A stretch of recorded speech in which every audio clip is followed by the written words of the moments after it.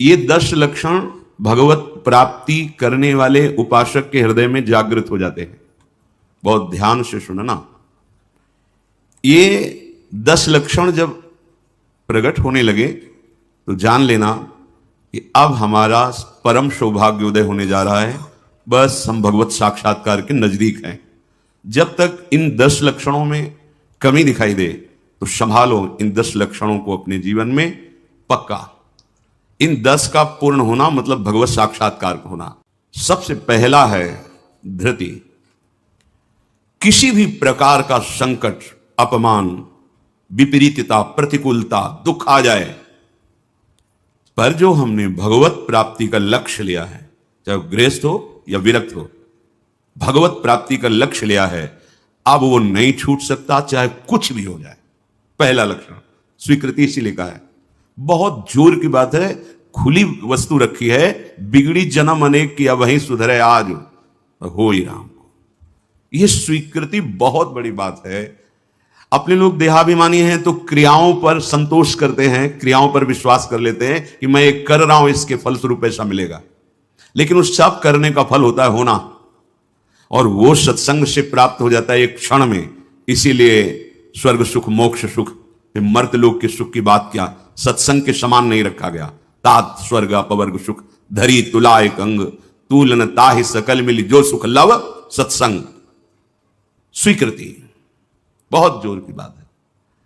पहला है धृति। धृति माने किसी भी प्रकार का कोई भी अपमान, तिरस्कार, निंदा, परिस्थिति, विपरीतता आपके मार्ग में आवे पर आपकी स्वीकृति पे अंतर नहीं होना चाहिए। इसे धृति कहते हैं। धृति ये बहुत आवश्यक है भगवत मार्ग के पथिक को। जो स्वीकृति की हुई है उस पर कोई विक्षेप नहीं पड़ना चाहिए। जो होना सो हो जाए, स्वीकृति नहीं बदलनी चाहिए। बस तुम्हारा ये था माम प्रपद्यन्ते तास तथैव भजाम्य हम। कोई भी परिस्थिति, कोई भी विपरीतता, कोई भी अपमान हमारी स्वीकृति में अंतर नहीं डाल सकता। मृत्यु स्वीकार करना अच्छा है, पर स्वीकृति पे अंतर नहीं आना चाहिए। वही स्वीकृति भगवत प्राप्ति करा देगी। गोस्वामी जी बाद में सब बातें कह रहे, पहले कह रहे बिगड़ी जन्म अनेक की, अब वहीं सुधरे आज। हमारी धृति इतनी कमजोर है कि प्रतिकूलता के आभास मात्र में हम छोड़ देते हैं। प्रतिकूलता तो है नहीं, प्रतिकूलता के आभास, शायद प्रतिकूलता आ जाए, इससे भाग पड़ते हैं। ये कायरों का मार्ग नहीं है भगवत प्राप्ति। अज्ञान को छोड़िए। क्या तुम प्रभु को छोड़ दोगे तो दुखों से बच जाओगे क्या? जो कुछ लिखा लिलाट, दुख सुख देह संग, भुगते गो जहां जाएगो, या सिद्धांत अभंग, या सिद्धांत अभंग, तजत क्यों धीरज प्राणी। यही धृति, तजत क्यों धीरज प्राणी, वृंदावन परिहरे प्रिया प्रीतम रजधानी। स्वामिनी जी के महल को, स्वामिनी जी के चरण आश्रय को छोड़कर तुच्छ विषयों की तरफ कदम बढ़ा देना, स्वीकृति आपकी बहुत कमजोर है। बिगड़ जाएगा, ये जन्म बिगड़ जाएगा। पता नहीं किस युग में इस स्वीकृति का अवसर मिलेगा कि नहीं मिलेगा। कितना भी संकट आवे, धैर्य नहीं छोड़ना। सब कुछ सहना है, राधा राधा कहना है। नियम बना लो, जीत जाओगे। काल पर भी विजय प्राप्त कर लोगे। विश्वास करो, ये मंत्र मान लो, सब कुछ सहना है, राधा राधा कहना। राधा राधा आपको सराहेंगे, आपको चाहेंगे। आप जो मर्जी आवे सो करो। सराहेंगे आपको, कोसेंगे नहीं। आपको सराहेंगे और आपको ही चाहेंगे। हम आपसे तन मन प्राण सर्वस्व समर्पित करके प्रेम करते हैं। ये प्रेम मार्ग की बात। भगवत प्राप्ति करना है तो पहली बात है ये धृति। ये धैर्य रखो। ये नहीं देखा जाता, धैर्य नहीं दिखाई देता। धैर्य नहीं, जरा सा विचलता हुई भाग पड़े। कहां भागोगे? जिधर भाग के जा रहे उधर तो विचलता का समुद्र है। यहां तो विचलता तुम्हें अविचल स्थिति प्रदान करने के लिए है। यहां का भय तुम्हें निर्भय पद प्रदान करने के लिए है। और इस भय को स्वीकार करके भाग रहे हो तो महाभयावह प्रवाह है संसार का, बहते चले जाओगे। अभय होए जो तुम्हें डेराई।